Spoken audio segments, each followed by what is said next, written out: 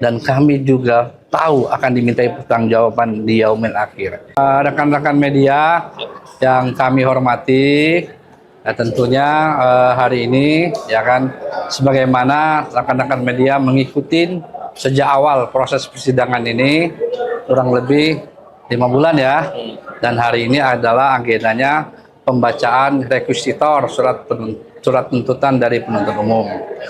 Pertama yang harus kami jelaskan yaitu surat tuntutan yang dibuat oleh penuntut umum itu dibuat secara sistematis.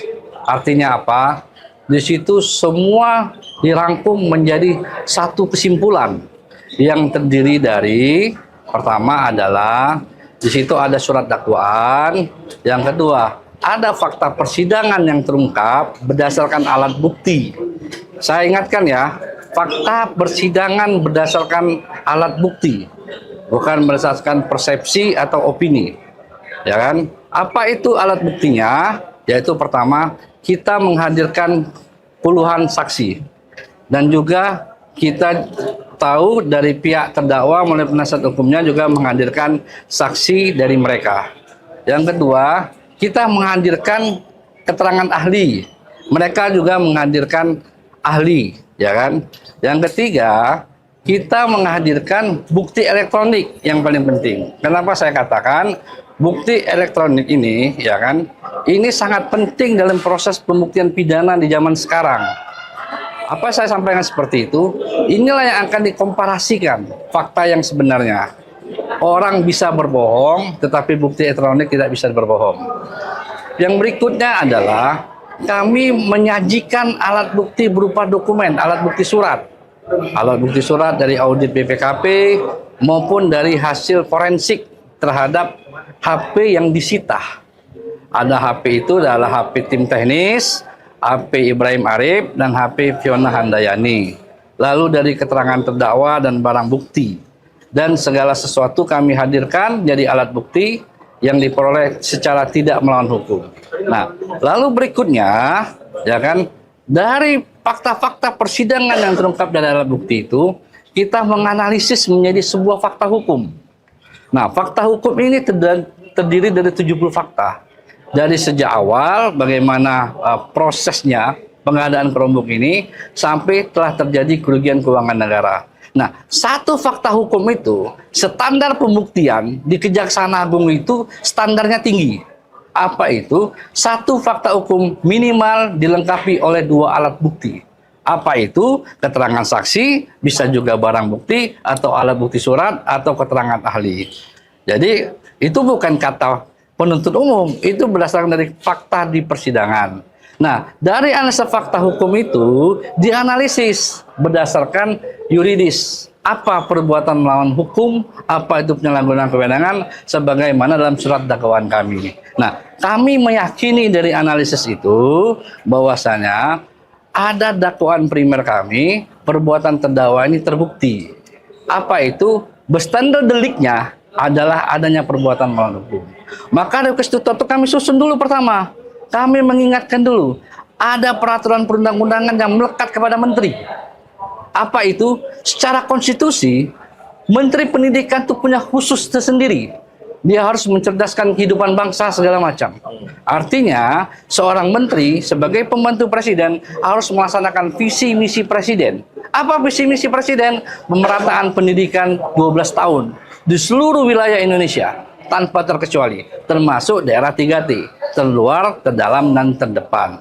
Nah, lalu berikutnya, ya kan, kami juga menyampaikan, menganalisis bahwasanya menteri itu, termasuk menteri pendidikan, diatur secara peraturan perundang-undangan konteks dia, kewenangan dia dalam undang-undang kementerian negara.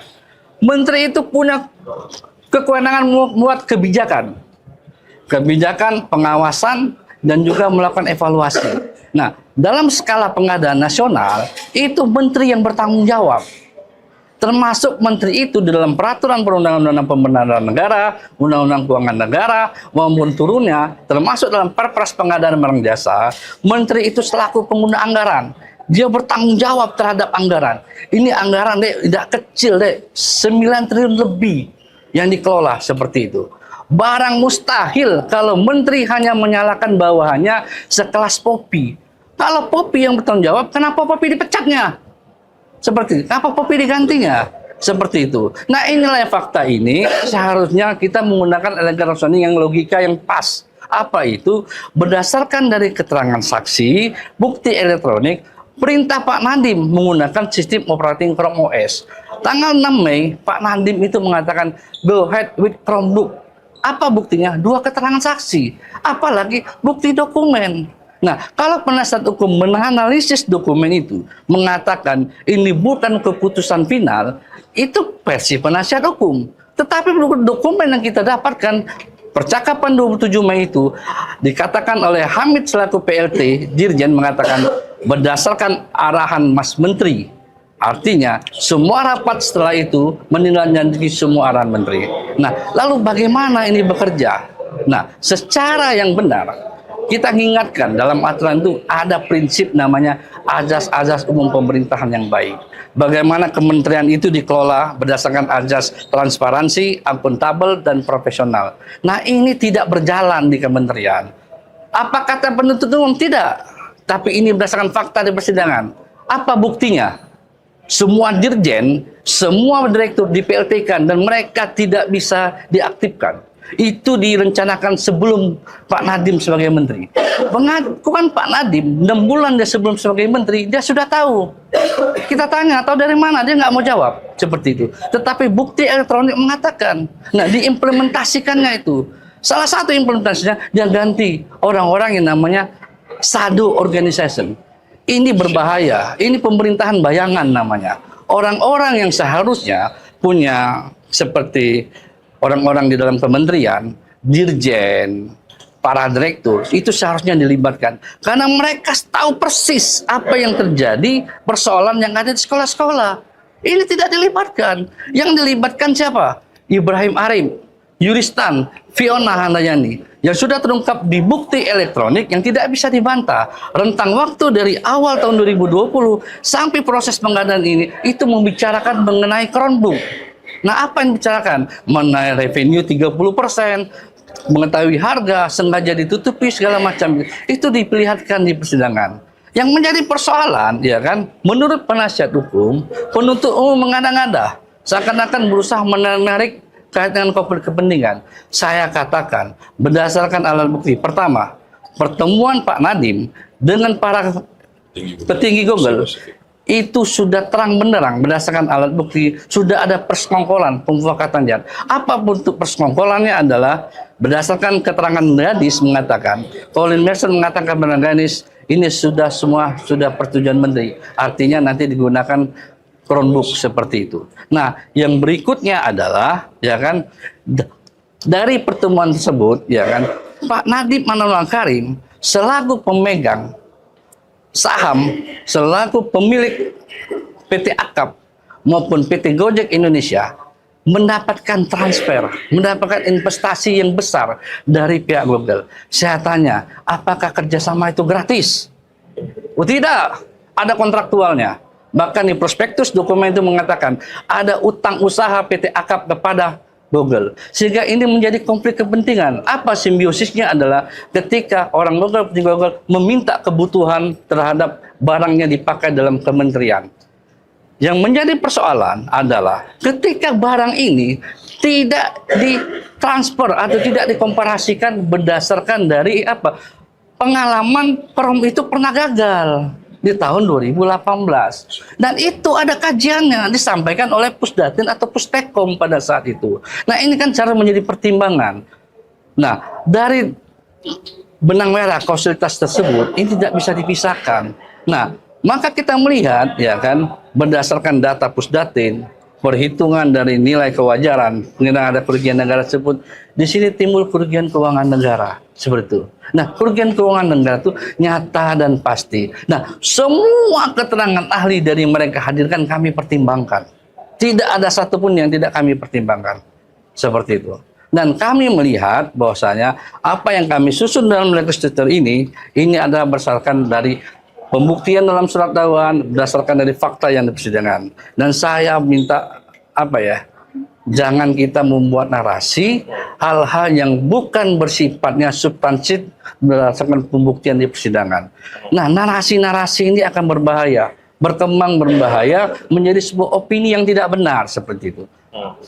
Jadi saya ingatkan teman-teman, kalau sekiranya penasihat hukum terdakwa merasa dia keberatan terhadap diskusi kami, ada ruang yang diberikan dalam kuhap. Apa ruangnya? Adalah mereka melakukan apa? Pembelaan, mereka melakukan pledoi, dijawab di situ. Dan ada ruangan lagi, menjawab namanya replik dan duplik. Dan kita serahkan kepada majelis hakim untuk memutus perkara ini dengan adil. Saya pikir seperti itu. Jadi saya ingatkan sebagaimana closing statement saya bahwasanya kami, tim teman-teman saya dalam melaksanakan tugas ini berdasarkan profesional, berdasarkan tugas kami, dan kami juga tahu akan dimintai pertanggungjawaban di yaumil akhir. Itu teman-teman media, bisa saya sampaikan bahwasanya ini masih proses berjalan. Kita pakai ajas praduga tidak bersalah. Masih ada waktu pembelaan penasihat hukum dan terdakwa, ada menjawab replik dan duplik sampai ada putusan. Bahkan putusan tingkat pertama pun masih bisa diuji. Ada namanya upaya hukum, benar kan? Ada namanya banding. Bahkan di banding ada judes faksi itu, judes faksi menguji fakta, bisa diuji lagi fakta. Sampai akhirnya ada putusan judes juris seperti itu di tingkat kasasi. Nah, saya rasa mari kita dalam hal ini melihat menyikapi dalam perkara ini, mari kita menjaga pertama untuk tidak memberikan atau memberikan opini segala macam yang bisa tidak memberikan pendidikan yang baik di buat masyarakat seperti itu. Segala sesuatu itu sampaikan